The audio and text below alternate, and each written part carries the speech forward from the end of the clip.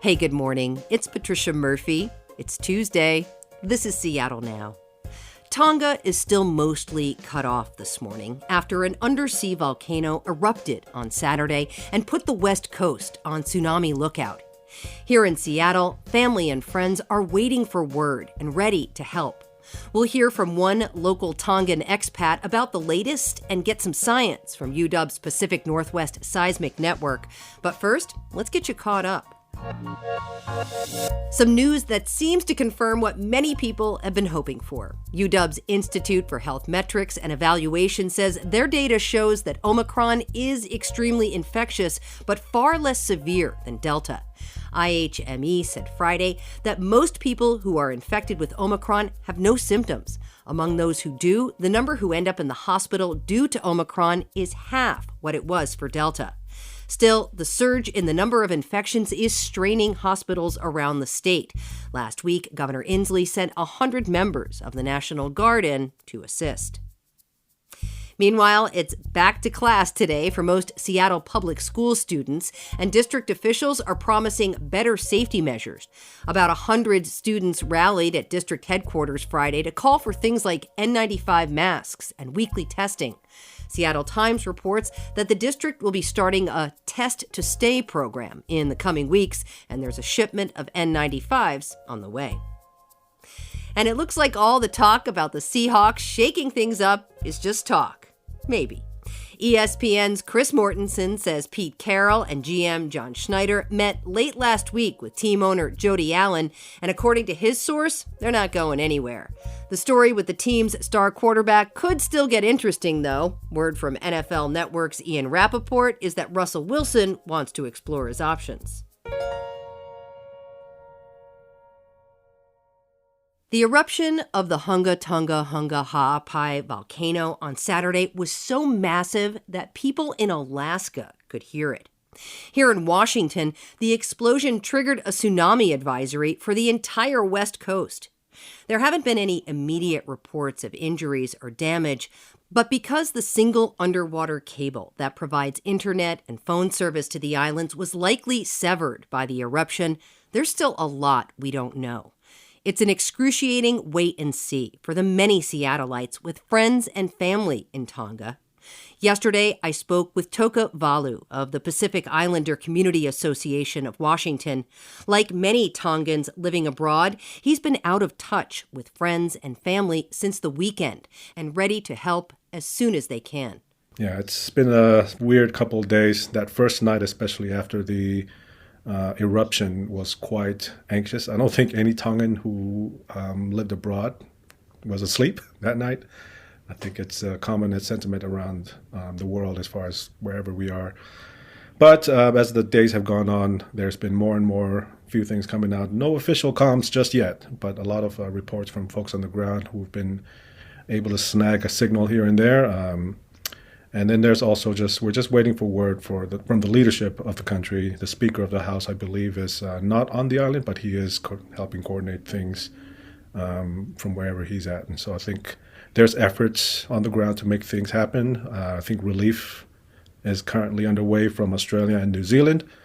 And then all of us who are abroad, we're also just gathering as many resources as we can. A few folks have started some GoFundMe accounts. And so until there's some official word from the ground, and especially from leadership in the country, we're just going to stand by and make sure that things are ready to go whenever they come. The few snippets of video that I did see were pretty dramatic. There were walls of water and cars trying to get out of town. I'm sure you saw the same video. Yeah, that was it was very reminiscent of the tsunami, that we've seen years ago across the Pacific and on the other side of the Pacific Ocean, actually, right? And so right off the bat, it's hard to kind of realize that that's right in your home. I grew up on the island. I came out here when I was 14, so there's certainly a lot of grieving that I've been still processing, particularly around just Some of those places I knew very well along the coast, Vuna Road, which is on the western side of the main island, at least the main island that I grew up on. And I'm speaking specifically of the main island because that's where I grew up. But to be clear, the entire archipelago of the Kingdom of Tonga has been affected by this. So just want to make sure the folks are aware of that. But like I said, I'm still grieving some of the change of the landscape. I know that there's a lot of memories that I have of being in school there. So there's quite a bit of that I'm emotionally trying to process, while at the same time knowing that what I'm feeling is nowhere near what some of these folks on the ground are currently experiencing. And I know for a fact that they're probably really busy making cleanup happen as we speak. Again, I'm so sorry to hear that a place you care about and know so well is forever changed at this point. Toka, we're talking Monday afternoon, and as we are speaking, the fiber optic cable to the island is severed. The communication is pretty much cut off. When are you anticipating you might get the next bit of information from someone, and what are you waiting to hear, honestly? So all the reports we're getting are, like I mentioned earlier, just scattering reports here and there from folks on the ground. But officially, I think there's no official word necessarily coming out of the kingdom just yet. The comms at this point, I believe, from what I've heard in official reports from news, CNN and some of the local ABC networks in Australia and New Zealand, that won't be repaired for several weeks. That's the worst case scenario. There was a shipment from Papua New Guinea that was making its way to Samoa to pick up essential equipment in order to fix that. And that's still going to take another few days, right? And so everything is kind of moving as quickly as possible, but that's not to say that folks are ready to kind of jump in and lend a hand where they can. I think my main thing is that I want to make sure that we're following the leadership of the folks on the ground and doing best as possible to help them out, because they're the ones facing this directly, and we want to make sure that that's lifted up and made aware of. Yeah. It just must be grueling to not have any information, and I wonder where your focus is the next few days and how people can help. Yeah, so the GoFundMe is definitely one way. I don't know if you know who Pita Taufatofua is. He's the former Olympian who represented Tonga in the Olympics, both in the Winter Olympics and the Summer Olympics. He was oiled down. Oh, I know the oily guy. That's the guy. He's Tongan, right? I got the visual.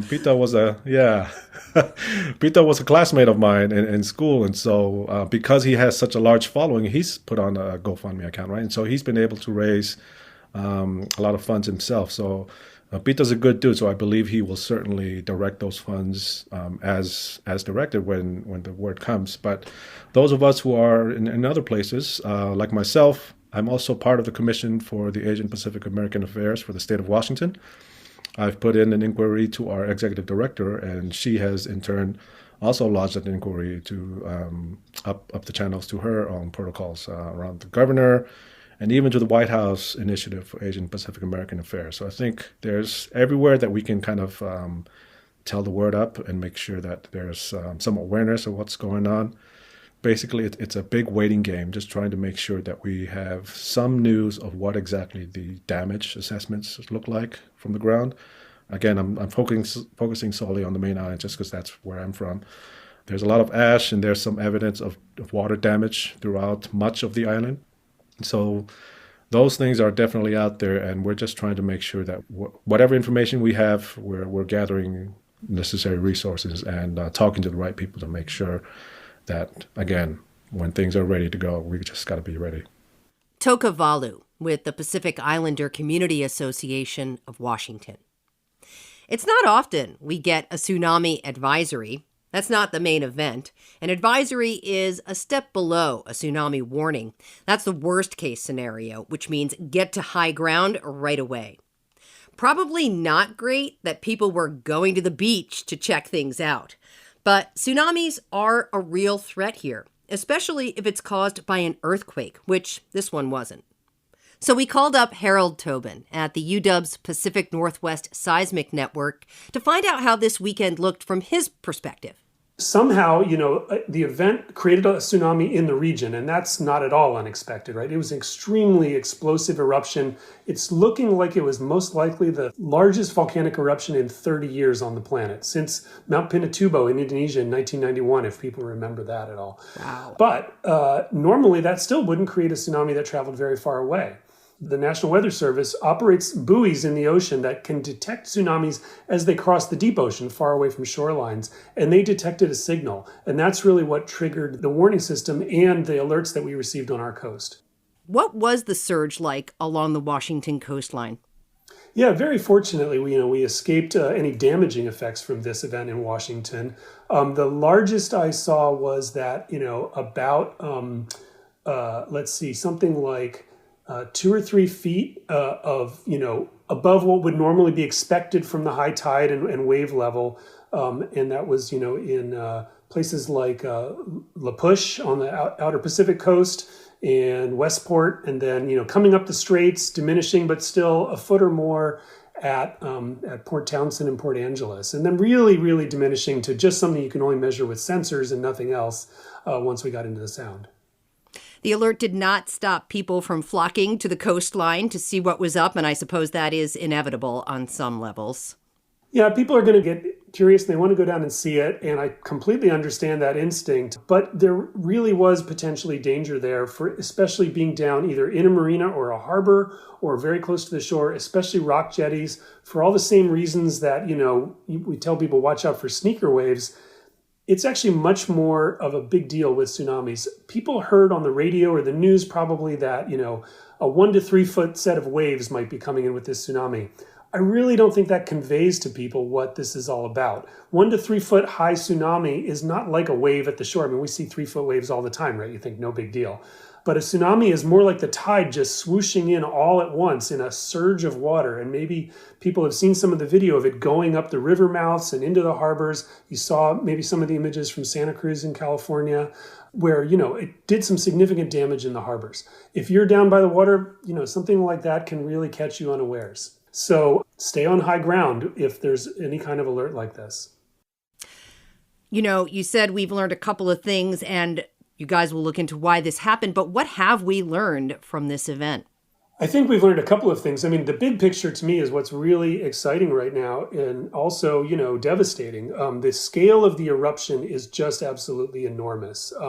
There are some researchers from New Zealand who spend time working on that volcano, and they think this was the biggest eruption in 1,000 years in that volcano, and that it sort of does this on a repeat cycle of about every 1,000 years. So it was really a cataclysmic event. There's still very little news coming out of Tonga. It's a small, remote nation, but it's an entire nation of people that live very close to the event. Their communication is almost entirely cut off right now. It's pretty clear it was devastating there, and my heart goes out to the people of Tonga and also the Tongan community in Seattle, of which there are quite a lot of people who I'm sure are really worried about their families and loved ones. But, scientifically speaking, we've learned an amazing amount, and we're going to learn an amazing amount because, again, that shock wave into the atmosphere and also the spread of the tsunami across the ocean was just something we haven't had in the era of satellite measurements and all the sensors we have in the world. Literally, the tsunami researchers, I know, they're kind of still picking their jaws up off the floor because no one would have expected, for the size of the tsunami that hit Tonga, that we would still be seeing 1 meter or more, 3 to 5 feet of waves in some places, thousands and thousands of miles away. UW's Harold Tobin, director of the Pacific Northwest Seismic Network. Thanks for listening to Seattle Now. Jason Pagano produced today's show with help from Diana Opong. Matt Jorgensen does our theme music. I'm Patricia Murphy. See you tomorrow.